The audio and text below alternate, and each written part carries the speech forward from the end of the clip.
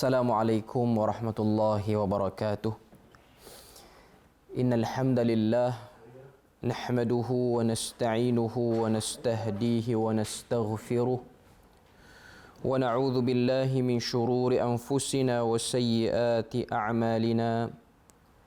May yahdihillahu fala mudilla lahu wa may yudlil fala hadiya lahu. أشهد أن لا إله إلا الله وحده لا شريك له وأشهد أن محمدا عبده ورسوله يا أيها الذين آمنوا اتقوا الله وقولوا قولا سديدا يصلح لكم أعمالكم ويغفر لكم ذنوبكم ومن يطع الله ورسوله فقد فاز فوزا عظيما. Alhamdulillahi alladhi bi'ni'matihi tatimmu as-salihat. Rabbana atina min ladunka rahmatan wa hayyi' lana min amrina rashada. Allahumma ati nafsi taqwaha wa zakkiha wa anta khairu man zakkaha. Anta waliyuha wa maulaha. Alhamdulillah, syukur pada Allah Subhanahu wa ta'ala kerana dengan rahmat dan juga limpah kurnia Allah Subhanahu wa ta'ala berikan pada kita kesempatan dan juga ruang waktu untuk kita sama-sama berada sekali lagi dalam ruangan Perlis Mengaji pada petang ini. Dan insya-Allah pada petang ini kita akan mengambil manfaat daripada beberapa hadis Nabi sallallahu alaihi wasallam tentang sifat-sifat ataupun akhlak-akhlak yang sepatutnya ada pada diri seorang Muslim ataupun seorang yang digelar sebagai mukmin. Jadi pada petang ni kita akan mendengar satu hadis, yang mana hadis ini hadis Nabi sallallahu alaihi wasallam membuat perumpamaan sifat orang beriman dengan beberapa perkara ataupun beberapa benda.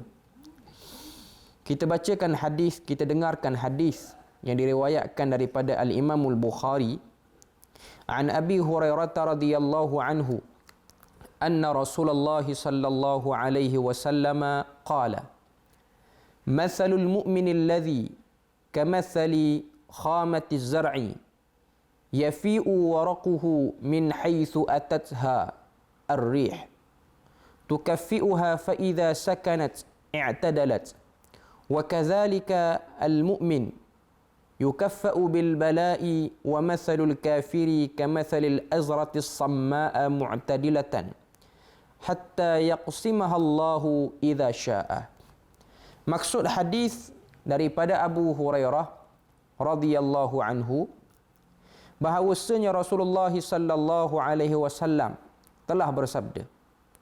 Kata Nabi sallallahu alaihi wasallam, "Mathalul mu'mini kamathali khamati az-zar'i yafi'u waraquhu min haitsu atatha ar-rih tukaffi'uha." Maksudnya, perumpamaan orang mukmin adalah ibarat sebatang tanaman ataupun sebatang pokok yang muda lembut, yang melambai-lambai daunnya, bergoyang apabila ditiup angin. Apabila berhenti angin daripada bertiup, maka dia berdiri tegak. Tukaffi'uha fa idza sakanat i'tadalat wa kadzalika al-mu'minu yukaffa'u bil bala. Kata Nabi SAW lagi, apabila berhenti angin daripada bertiup, maka dia berdiri tegak. Demikian keadaan seorang mukmin. Kadang-kadang dicondongkan sentiasa diuji dengan bala ataupun ujian. Sebaliknya perumpamaan orang kafir bagaikan pohon kayu jati yang keras, yang berdiri tegak, tidak bergerak, hingga Allah dengan mudah mematahkannya dan membinasakannya bila Allah menghendaki. Dalam hadis yang diriwayatkan oleh Al-Imam Al-Bukhari, dan hadis ni bernombor 6912, Nabi SAW sebut kepada kita perumpamaan orang beriman dan juga perumpamaan orang kafir. Nabi buat perumpamaan orang beriman dan orang kafir ini seperti sebatang pokok. Adapun orang yang beriman itu macam mana keadaannya. Keadaan orang beriman tu kata Nabi sallallahu alaihi wasallam seperti sebatang pokok yang muda. Dalam hadis disebut kamathali khamatiz zar'i, seperti mana pokok yang muda yafi'u waraquhu, yang akan melambai-lambai daunnya, min haitsu atat harrih, dengan sebab ditiup oleh angin. Fa idza sakanat, dan apabila dia tenang, tidak ditiup oleh angin, i'tadalat, maka pokok tu akan tegak. Okay. Dan Nabi sebut dalam hadis perumpamaan bagi orang kafir, Nabi kata wa mathalul kafiri kamathalil azratis samma. Perumpamaan orang kafir itu seperti pohon yang keras, tidak bergerak sehingga Allah Subhanahu wa taala patahkannya, hatta yaqsimahallahu idza syaa. Apa yang kita dapat faham ataupun apa yang kita dapat ambil iktibar daripada hadis ni? Okay. Yang pertama disebutkan oleh para ulama, setiap mukmin akan melalui pelbagai ujian dan dugaan dalam hidup. Okay. Perumpamaan Nabi SAW, Nabi sebut orang yang beriman itu khamatiz zar'i, seperti sebatang pokok yang lembut. Maknanya pokok yang tidak keras, dia punya teras batangnya. Dan pokok ni bila mana ditiup angin, dia akan bergoyang. Tiupan angin itu ialah ibarat kepada ujian dan dugaan yang akan berlaku dalam kehidupan seorang mukmin. Tukaffi'uha fa idza sakanat i'tadalat. Tapi apabila tiupan angin itu berhenti, maka pokok itu tegak berdiri. Walaupun hakikatnya pokok tu lembut. Tapi bukanlah pokok tu bila mana ditiup angin dia terbalik ataupun dia tercabut daripada akarnya. Okay. Sebab tu Nabi sebutlah hadis ni, wa kadzalikal mu'minu yukaffa'u bil bala. Dan itulah perumpamaan orang yang beriman bila mana mereka itu diuji dengan bala bencana ataupun ujian. Okay. Seterusnya para ulama sebut dalam hadis ni, perumpamaan orang mukmin seperti sepohon pokok muda yang lembut, tidak dapat tegak dengan mudah, malah sentiasa ditiup angin yang menyebabkan ia condong ke kanan dan ke kiri. Hal ini bermaksud keadaan seorang mukmin yang sentiasa melalui ujian dan cubaan. Namun yang tahan diuji tidak akan patah, malah akan berdiri tegak kembali selepas ujian tersebut. Okay. Jadi jelas daripada hadis ni bagaimana Nabi menarik perhatian para sahabat dan juga menarik perhatian kita yang mendengar dan membaca hadis ni. Nabi membuat perumpamaan mudah. Hakikat kehidupan perjalanan hidup manusia. Iaitu manusia ini bila mana dia hidup atas dunia, dan manusia yang beriman itu dia punya ujian pasti akan datang dan pergi dalam kehidupannya.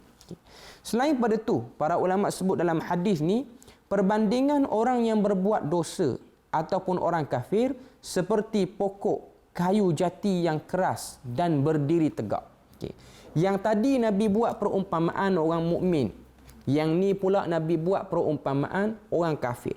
Orang mukmin sifatnya seperti batang pokok ataupun sebatang pokok yang lembut. Adapun orang kafir sifatnya, keadaannya seperti sebatang pokok yang terasnya keras. Okay. Selain pada tu, apa lagi yang para ulama sebut? Seolah-olah tidak ada ujian kepadanya sehingga ia berterusan melakukan kemungkaran tanpa rasa bersalah hingga Allah mendatangkan hukuman kepadanya sama ada di dunia maupun di akhirat. Okay. Jadi dalam hadis ni Nabi SAW beri kepada kita perumpamaan kehidupan orang beriman, kehidupan orang kafir. Realiti kehidupan orang beriman itu akan sentiasa datang dan pergi daripada hidupnya tu ujian. Ujian-ujian kesusahan. Tapi walau macam mana pun ujian itu tidak menjadikan dia orang yang cepat jatuh ataupun cepat rebah bila mana terkena ujian. Tapi ujian itulah yang menyebabkan dia lebih kuat bertahan. Dia lebih lasak. Dia lebih tabah bila mana dia menghadapi ujian tersebut. Adapun orang kafir, seperti mana yang Nabi sebutlah, hadis Nabi sebut, kamathalil azratis samma mu'tadilatan. Seperti mana pokok yang terasnya kuat, tegak, dan sampai waktu dia akan dipatahkan ataupun akan tercabut. Jadi nak beritahu kepada kita, realiti kehidupan orang-orang yang bukan Islam ataupun orang-orang yang kafir disebut daripada hadis ni, Nabi beritahu kepada kita bagaimana kehidupan orang kafir itu kadang-kadang kita lihat seluruh daripada hidupnya di dunia ni tidak ada episod-episod yang menyusahkan dalam hidup mereka. Tidak berlaku kepada mereka ujian yang bersifat tekanan. Bahkan lebih dahsyat, orang kafir itulah yang menekan orang Islam ataupun orang mukmin. Okay. Jadi itu perkara ataupun keadaan yang kita kena jelas. Okay. Bagaimana Nabi telah buat perumpamaan. Okay. Selain pada itu, untuk menjadi mukmin yang sebenar, mesti melalui ujian dan cabaran dengan sabar dan redha di atas ketetapan qada dan qadar. Dalam masa melalui ujian dan bencana inilah dapat diketahui kekuatan, keyakinan dan kesabaran seseorang kepada Allah Azza wa Jalla. Okay. Jadi dalam hadis Nabi buat perumpamaan, orang beriman seperti pokok muda yang lembut batangnya. Orang kafir seperti pokok yang keras batangnya. Pokok yang lembut itu bila mana ditiup angin dia akan melambai-lambai daunnya, menunjukkan kepada kita bagaimana susunan kehidupan orang beriman dia akan berlaku ujian. Tiupan angin itu ialah perlambangan kepada ujian. Dan untuk mengetahui pokok tu pokok yang baik ataupun pokok yang tidak, bagaimana selepas ditiup angin dia masih lagi kekal tegak, dia tidak terpengaruh dengan angin yang ditiup ataupun angin yang bertiup tu. Okay. Jadi nak beritahu kepada kita bahawasanya perumpamaan yang Nabi buat ni cukup jelas dan cukup cantik. Dan kita kena sedar seseorang tu akan dapat disebut sebagai beriman selepas diuji. Kalau tidak diuji, kita tidak boleh mengatakan seseorang tu beriman ataupun tidak.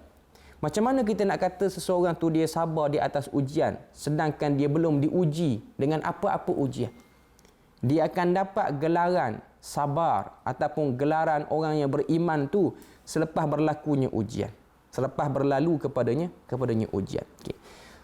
Dan satu lagi perkara yang kita boleh ambil manfaat daripada hadis ni, bagaimana Nabi SAW sebut kepada kita bahawasanya kehidupan orang beriman itu tidak berlaku dan tidak berlalu dalam hidupnya kesusahan, kadang-kadang menipu juga orang-orang beriman. Kehidupan orang kafir tidak berlaku dalam kehidupan mereka ni kesusahan apa-apa semua. Okay. Jadi dengan tidak berlakunya kesusahan tu kadang-kadang menipu sebahagian orang-orang yang beriman. Dan kita pun tahu iman ini dia ada tingkatan-tingkatannya. Dia ada iman yang rendah, dia ada iman yang tinggi. Kita pun belajar dan kita pun selalu mendengar bahawasanya al-iman wa yazidu wa yanqus. Iman itu ialah satu perkara yang ada naik turunnya. Okay. Jadi jelas daripada kata-kata ataupun konsep tu kita dapat lihat bagaimana seseorang tu bila mana kedudukan imannya rendah, dia mungkin terpengaruh dengan orang yang tidak beriman. Sebab tu kalau kita baca surah Ghafir, Allah Subhanahu wa taala sebut fala yaghrurka taqallubuhum fil bilad. Wahai orang-orang yang beriman ataupun wahai orang-orang Islam, jangan kamu tertipu dengan pergi baliknya orang kafir di dalam negara kamu. Ayat daripada surah Ghafir, Allah Ta'ala sebut fala yaghrurka taqallubuhum fil bilad. Jangan kamu tertipu dengan pergi balik, maknanya hebatnya perjalanan dan susunan dan juga apa yang orang kafir itu dapat dalam hidup. Kadang-kadang sebahagian daripada kita hari ini bila mana melihat kehebatan orang kafir, kemajuan orang kafir, datang dalam diri dia lemah. Sehingga ada sebahagian yang lebih dahsyat merasakan agama Islam ni tidak ada apa-apa. Jadi itu ujian. Ujian yang Allah Subhanahu wa taala jadikan dalam hidup orang beriman pasti akan lalui. Sebab tu kalau kita tengok dalam hadis lain, Nabi SAW sendiri pernah ditanya oleh para sahabat. Nabi ditanya oleh para sahabat tanya pada Nabi, soalan sahabat kepada para Nabi, man asyaddun nasi bala'a? Siapakah orang yang paling banyak ataupun paling hebat diuji dengan bala bencana? Nabi SAW menjawab, al-anbiya war rusul. Para nabi dan juga para rasul. Kita boleh bayang, nabi dan rasul ialah orang yang paling dekat hubungannya dengan Tuhan. Tapi golongan inilah yang disebut sebagai golongan yang paling banyak diuji. Sebab seseorang tu kita boleh nampak kehebatan imannya, kehebatan ibadahnya, kehebatan tawakalnya ialah daripada ujian. Macam yang kita sebut tadi, macam mana ataupun bagaimana seseorang tu untuk kita kata dia ni hebat dari segi tawakal, hebat dari segi menerima qada dan qadar selagi belum dia menerima ujian. Sebab apa kita boleh tengok Allah Ta'ala memberikan pangkat-pangkat tertentu kepada para Nabi. Ada daripada kalangan Rasul ini digelar sebagai Ulul Azmi. Sebab apa dia digelar dengan Ulul Azmi? Adakah dia lahir daripada perut mak dia, keluar pada perut mak dia, maka dia duduk diam-diam, dia baca Quran, dia baca ayat-ayat suci, dia beramal, dia buat ibadah, maka dia pun dapat pangkat tu? Tidak. Dia dapat pangkat tu selepas berlaku ujian. Selepas berlaku ujian. Sebab apa Nabi Muhammad disebut sebagai Ulul Azmi? Sebab apa Nabi Musa disebut sebagai Ulul Azmi? Sebab apa Nabi Ibrahim, Nabi Nuh dan mereka semua ni disebut sebagai Ulul Azmi? Sebab mereka menghadapi ujian, iaitu ujian mereka berhadapan dengan orang-orang yang degil. Mereka dapat pangkat tu sebab diuji. Mereka bukan dapat pangkat tu dengan sebab mereka sibuk beribadah. Mereka duduk dalam bilik khusus, duduk dalam rumah khusus, hamparkan sejadah, beribadah, bertasbih, lalu mereka dapat gelaran ataupun pangkat tu. Mustahil. Sebab tu Nabi sebut juga dalam hadis. Nabi kata sebaik-baik orang beriman itu man yukhalitun nas wa yasbir ala adahum.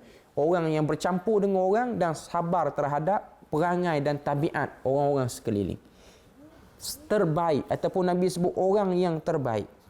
Jadi nak beritahu kepada kita bahawasanya seseorang tu bila mana diuji dengan kerenah-kerenah tertentu, maka ujian itu akan mengangkat kedudukan dan darjatnya. Jadi itu perkara yang kita kena jelas daripada hadis ni, dan Nabi telah tunjukkan kepada kita cantiknya perumpamaan yang Nabi buat ni.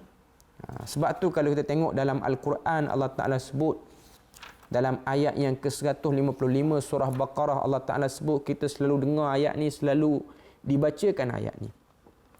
وَلَنَبْلُوَنَّكُمْ بِشَيْءٍ مِّنَ الْخَوْفِ وَالْجُوعِ وَنَقْصٍ مِّنَ الْأَمْوَالِ وَالْأَنفُسِ وَالثَّمَرَاتِ وَبَشِّرِ الصَّابِرِينَ. Allah Subhanahu wa Ta'ala sebut, dan sungguh kami akan berikan sedikit cobaan kepada kamu. Tengok ayat ni, وَلَنَبْلُوَنَّكُمْ بِشَيْءٍ مِّنَ الْخَوْفِ. Kami pasti akan uji kamu. Perkataan nabluwannakum, maknanya kalau kita tengok perkataan tu dari segi terma pilihan perkataan tu, kita dapat lihat bagaimana Allah Ta'ala jadikan perkataan balwa ataupun balau, kama balauna, kami uji kamu tu, nabluwannakum. Kita nak sebut tu pun kena ada tekan sikit lidah kita, menunjukkan kepada kita pasti akan diuji. Bi syai'in, tapi Allah Ta'ala akan uji seseorang hamba tu bi syai'in. Allah Ta'ala tak akan uji selama-lamanya. Allah Ta'ala akan uji sementara ataupun sedikit sahaja. Sebab tu kita kena lihat dan kita kena sedar perkara ni. Okay. Minal khauf, daripada ketakutan, wal ju' dan juga kelaparan, wa naqsim minal amwal, kekurangan daripada harta, wal anfus dan juga jiwa, was samarat dan juga tumbuh-tumbuhan, wa basyiris sabirin, dan berikanlah berita gembira kepada orang-orang yang sabar. Ayat ni jelas. Tambah-tambah kita berada dalam musim seperti ini, musim penyakit wabak sedang menular. Ayat-ayat ni harus sentiasa dibaca untuk memberikan kekuatan dalam diri kita. Bagaimana Allah Ta'ala ingin memberikan khabar gembira bagi orang yang bersabar. Bagaimana Allah Ta'ala ingin menggambarkan kepada kita setiap ujian itu ada kebaikan yang banyak bagi orang yang beriman. Okay. Tapi alangkah malangnya bagi setengah-setengah orang, bila mana berlaku saja ujian, dia tak sabar. Seperti mana yang disebut dalam Al-Quran, Allah Ta'ala sebut, وَإِذَا مَسَّهُ الشَّرُّ جَزُوعًا. Setengah-setengah orang ni bila mana dia orang kena ujian yang bersifat keburukan, malapetaka, musibah, jazu'a, keluh kesah. Maknanya tidak selesa dan tidak sabar. Jadi kita kena jadi orang yang sentiasa melihat dan menilai sudut pandang positif. Bila mana berlaku sahaja ujian dalam kehidupan kita. Kita jangan jadi seperti mana binatang-binatang ataupun serangga-serangga yang sifatnya selalu mencari benda-benda yang buruk walaupun di tempat yang baik. Kita beri contoh. Seekor lalat. Lalat ni sifat dia suka hingga ke tempat yang kotor. Hatta dia masuk ke tempat yang bersih pun, dia tetap mencari di mana tempat kotor untuk dia hinggap. Kita tidak bersikap seperti itu. Orang beriman dia tidak bersikap seperti itu. Dia tidak mencari keburukan dalam ruang kebaikan yang banyak. Tapi dia mencari kebaikan-kebaikan dan dia ketepikan dan dia tidak pedulikan keburukan. Jangan kita mencontohi sifat seperti ini. Bila mana berlaku wabak, ada sebahagian orang mencari keburukan tertentu sehingga seolah-olah pintu kebaikan telah tertutup dan tidak ada lagi peluang untuk melakukan kebaikan. Jadi itu perumpamaan yang jelas daripada hadis Nabi sallallahu alaihi wasallam berkaitan dengan sifat orang beriman dan juga sifat orang kafir dan realiti kehidupan orang beriman dan realiti kehidupan orang yang tidak beriman. Orang beriman pasti akan diuji sebab ujian itu akan meningkatkan keimanan. Dan orang yang kafir tidak diuji oleh Allah Ta'ala sehingga Allah Ta'ala habiskan ataupun sudahkan kesudahan mereka. Okay. Seterusnya, kita ambil satu lagi hadis. Hadis yang seterusnya, hadis yang juga diriwayatkan oleh Al-Imam Bukhari dalam kitab dia Adabul Mufrad. Tapi tidak diriwayatkan oleh Imam Bukhari dalam kitab Sahih Al-Bukhari. Hadis yang tadi yang kita baca tadi, perumpamaan orang beriman dan orang kafir seperti sebatang pohon, itu ada dalam riwayat Bukhari. Okay. Hadis yang seterusnya ni, walaupun dia terdapat dalam kitab Adabul Mufrad, tapi dia tidak diriwayatkan oleh Imam Bukhari dalam kitab Sahih Al-Bukhari. Hadis daripada Abdullah bin Amr bin Al-As, annahu sami'a Rasulullah sallallahu alaihi wasallam qala, inna masalal mu'mini laka masalin nahlati akalat tayyiba wa wada'at tayyiba wa waqa'at falam tuksar wa lam tafsud. Daripada Abdullah bin Amr bin Al-As radhiyallahu anhuma, sesungguhnya aku telah mendengar Rasulullah sallallahu alaihi wasallam bersabda, sesungguhnya perumpamaan seorang mukmin adalah seperti seekor lebah. Ia makan daripada benda-benda yang baik, mengeluarkan benda yang baik, dan apabila ia hinggap di satu tempat ataupun satu dahan, dia tidak mematahkan dahan ataupun merosakkan dahan tersebut. Okay. Hadis yang diriwayatkan oleh Imam Ahmad dalam kitab dia Musnad Ahmad. Dan hadis ini dinilai sebagai hadis yang hasan. Okay. Tadi kita cerita perumpamaan orang beriman dan juga orang kafir dari segi kehidupannya. Maknanya kehidupan orang beriman pasti akan ada aturan yang bersifat ujian. Dan kehidupan orang kafir, kadang-kadang dia punya flow ataupun susunan saluran kehidupan, dia punya, orang kata apa, graf kehidupan dia, kadang-kadang tidak berlaku keburukan sekalipun. Tidak ada kesusahan yang berlaku dalam hidup orang kafir. Tapi sampai satu waktu dan satu keadaan, hatta yaqsimuhallah, sehingga Allah Ta'ala menyudahkan mereka ataupun membinasakan mereka.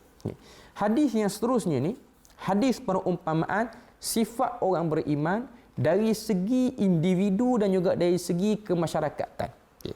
Hadis yang kedua ni, Nabi SAW sebut kepada kita, inna mathalil mu'mini laka mathalin nahlati. Sesungguhnya orang beriman itu seperti seekor lebah. Okay. Nabi suruh kita tengok yang dipanggil sebagai al-kauniyat ataupun benda-benda yang berada di sekeliling hidup kita, di sekeliling dunia kita, daripada tumbuhan, serangga dan macam-macam. Okay. Tadi Nabi suruh tengok tumbuhan, sekarang ni Nabi suruh tengok serangga. Macam mana Nabi nak menarik seseorang tu untuk dapat ambil pengajaran dan juga ambil iktibar dalam hidup dia. Okay. Nabi sebutlah hadis ni, perumpamaan orang beriman itu seperti seekor lebah. Dalam Quran ada suratul Nahl, surah lebah. Dan lebah ni kita tahu salah satu daripada serangga yang sifat dia itu sendiri banyak membawa manfaat.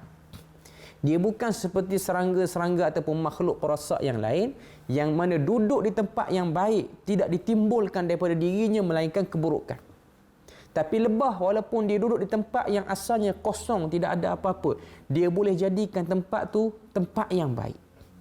Kita selalu dengar madu tualang. Madu tualang tu bukan jenis lebah tu ataupun jenis serangga tu, tapi pokok yang asalnya tidak ada apa-apa, lalu dia hinggap dan dia buat sarang dan akhirnya dia keluarkan manfaat. Okay. Nabi sebutlah hadis ni, inna mathalal mu'min, perumpamaan orang beriman, laka mathalin nahlah, seperti seekor lebah. Okay. Sifat lebah Nabi sebut, akalat tayyibah. Lebah ini dia makan benda yang baik. Okay. Kalau kita tengok dari segi ilmu sains ataupun ilmu yang berkaitan dengan haiwan apa-apa semua ni, kita boleh cari dan kita boleh tengok. Banyak tempat kita boleh tengok. Okay. Allah Ta'ala jadikan penciptaan lebah ni, di mata lebah ni, Allah Ta'ala jadikan dia boleh nampak dan dia boleh kenal mana bunga ataupun pokok yang baik yang dia boleh ambil stigmanya, lalu dia bawa ke sarangnya dan dia hasilkan madu daripada stigma ataupun bahan daripada bunga tersebut. Kita boleh tengok akalat tayyibah. Allah Ta'ala jadikan lebah ni dia makan benda baik. Sifat orang beriman Nabi sebut macam lebah, makan benda baik. Pertama, penciptaan lebah tu sendiri, mata dia tu dia dapat kenal benda baik. Jadi begitulah juga orang yang beriman, dia kena menjaga dan juga dia kena memelihara pandangannya sehingga pandangan itu menjadi pandangan yang baik semata-mata, bukan pandangan yang mencari keburukan. Macam kita sebut tadi, sifat orang beriman bila mana dia duduk di satu tempat, dia membawa kebaikan. Bukan dia membawa keburukan. Bukan dia kecohkan lagi tempat tu. Okay. Tapi dia bawa ke kebaikan. Seekor lebah ni akalat tayyibah. Dia makan benda baik. Lebah tak akan makan benda-benda yang buruk ataupun benda yang tak elok. Allah Ta'ala jadikan pada mata dia tu dapat kenal benda baik. Okay. Itu sifat pertama. Jadi orang beriman juga, dia kena cermat dan dia kena prihatin terhadap makanannya ataupun apa yang dia ambil dan dia letak. Okay. Makanan dari bentuk fizikal, iaitu makanan yang kita suap ke mulut kita, dan juga laluan perjalanan yang kita lalui untuk dapatkan makanan tu pun perlu dicermati dan perlu diperhatikan dengan teliti. Okay. Jadi sifat seekor lebah ni, dia akan perhati apa yang dia nak makan ataupun dia nak ambil. Okay. Jadi begitulah sifat orang beriman juga, bila mana dia nak jadi sebaik-baik orang beriman ataupun orang beriman yang tinggi kedudukannya, dia perlu melihat di mana dan apa yang dia makan. Di mana dia dapat makanan tu dan apa yang dia makan. Jadi itu benda yang kita boleh tengok manfaat yang sangat besar. Sifat yang kita boleh belajar daripada serangga yang kecil ni. Serangga yang kita tak perasan. Okay. Wa wada'at tayyibah. Sifat kedua yang disebut dalam hadis ni, Nabi sebut, dan lebah ini bila mana dia mengeluarkan sesuatu, dia keluarkan tayyibah, benda yang baik. Wada'at ni maksudnya satu benda yang dia keluarkan daripada badan dia ataupun daripada usaha dia. Okay. Ambil makanan yang baik, hasilkan bahan yang lagi baik daripada apa yang dia ambil sebagai makanan tadi. Sifat orang beriman seperti itulah. Bila mana dia makan, dia hidup atas muka dunia ni, daripada tenaga yang dia dapat daripada makanan tu, dia melakukan benda baik. Bukan dia makan lalu dia buat benda-benda yang buruk. Okay. Tapi dia buat benda-benda baik. Benda-benda yang boleh memberi manfaat kepada orang sekeliling ataupun paling kurang manfaat pada dirinya sendiri. Kemudian Nabi sebut dalam hadis ni, wa waqa'at falam tuksar walam tafsud. Dan sifat lebah ini, bila mana ia hinggap di satu-satu tempat, dia tidak akan membuatkan dahan itu patah. Tak akan membuatkan dahan itu patah. Okay. Ataupun kita tengok dari segi yang lebih dalam sikit.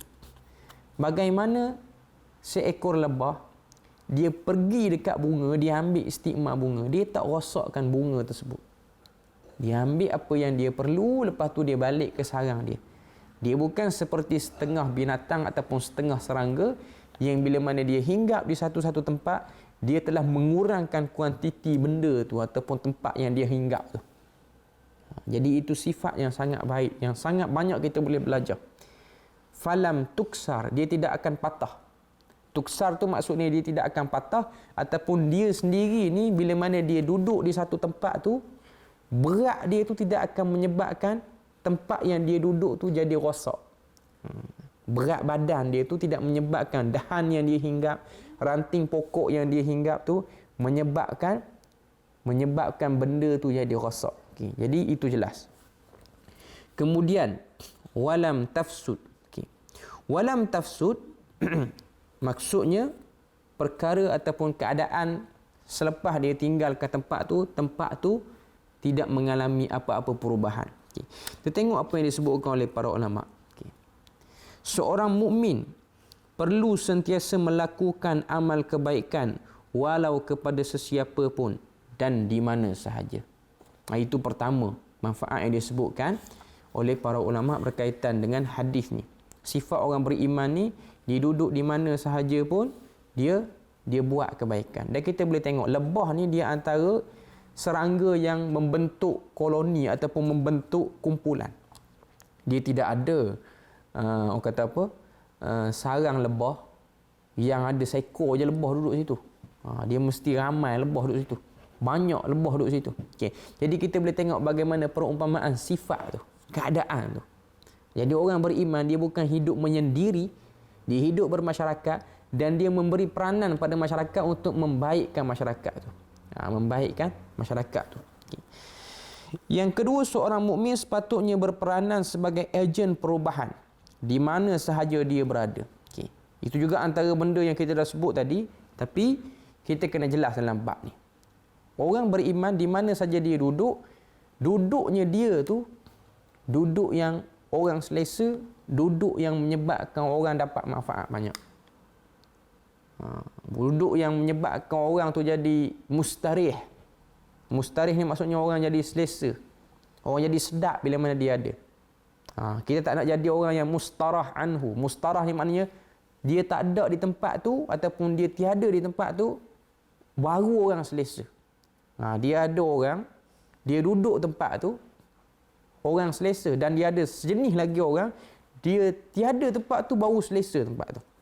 Jadi lebah ni dia duduk di tempat tu, dia beri manfaat. Dia tak rosakkan pokok yang dia hinggap tu.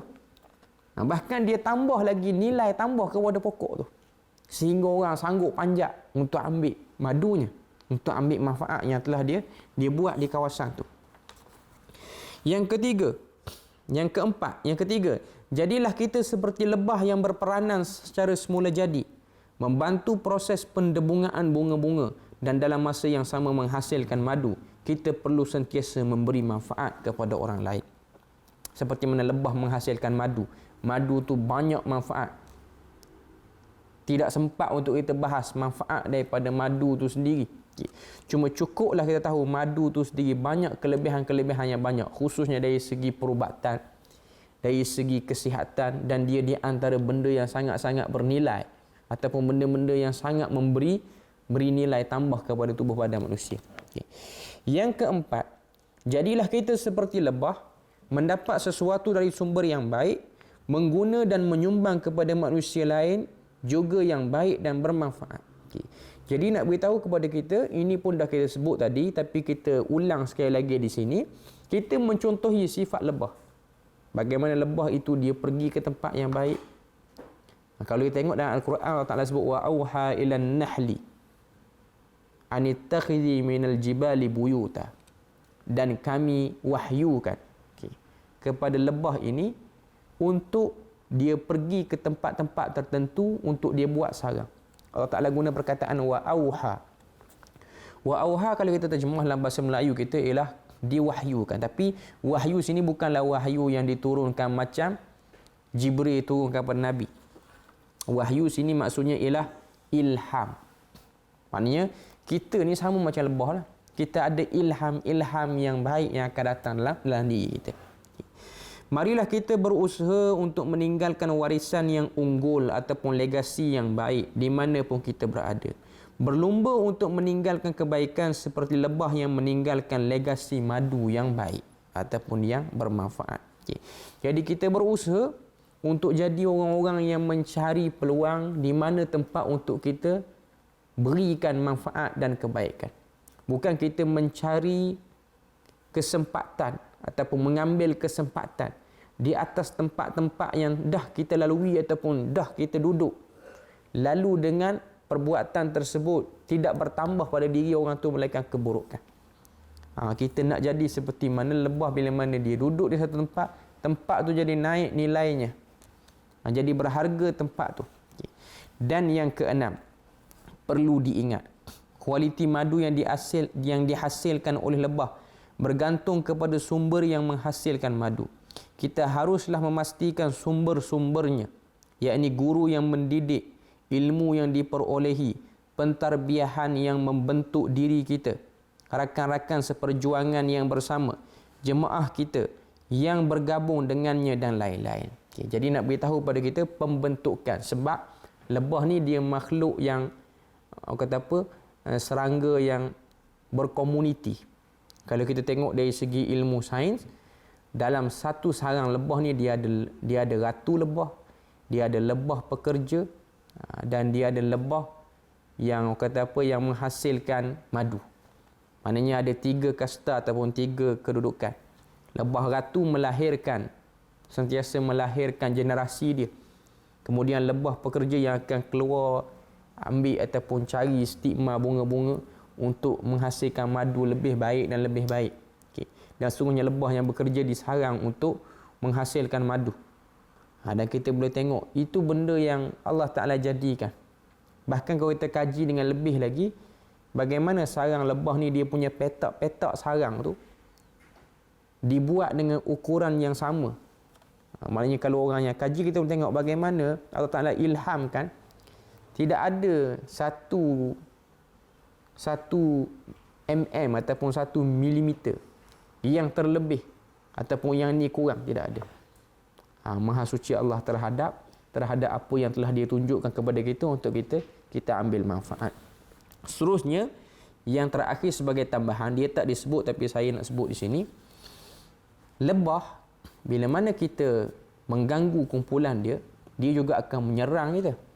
Tapi dia menyerang tidak seperti mana haiwan-haiwan lain menyerang. Menyerang yang boleh menyebabkan kematian. Walaupun adalah kematian. Tapi dia tidak akan menyerang dengan kadar-kadar yang over lebih daripada orang yang buat. Maknanya, kalau orang itu kacau dengan rosakkan tanpa sengaja, maka benda tu ataupun serangan yang akan berlaku tu ialah padan dengan apa yang orang tu duk buat ataupun duk kacau dia punya sarang dia. Okay. Jadi itu manfaat yang Nabi SAW sebutkan daripada hadis perumpamaan ni. Jelas kita boleh tengok daripada hadis ni bagaimana Nabi SAW memberi perumpamaan yang cantik untuk kita ambil pengajaran. Yang mana kadang-kadang manusia ni dia perlu melihat kepada benda lain. Mungkin dia bawa sejarah tak makan. Mungkin dia bawa contoh orang pun tak makan. Okay. Jadi bawa contoh binatang ataupun contoh alam yang ada di sekitar kita.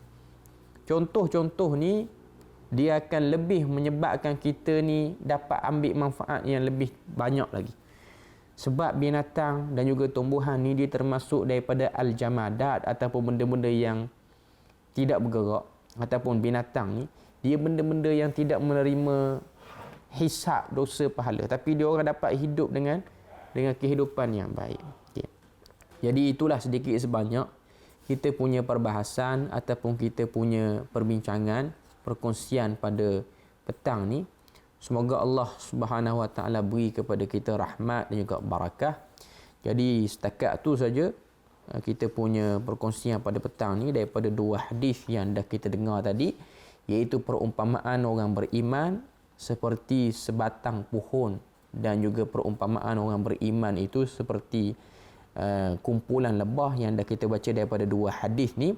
Semoga Allah Ta'ala beri pada kita rahmat dan berkat. Setakat tu saja untuk petang ni. Subhanakallahumma wa bihamdik, asyhadu an la ilaha illa anta wa astaghfiruka wa atubu ilaik. Wassalamualaikum warahmatullahi wabarakatuh.